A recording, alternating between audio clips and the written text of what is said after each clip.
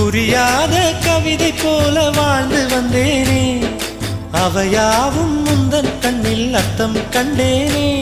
இந்த அருக புல்லின் மேல் மணித்துளியாய் நின்றாயே, எந்த பருவத் தோள்களில் பச்சை கிளியாய் வாழ்ந்தாயே. என்னை துளசி செடியாய் சுற்றி வந்தாயோ, கண்ணால் பார்த்து பார்த்து வெற்றி கண்டாயோ.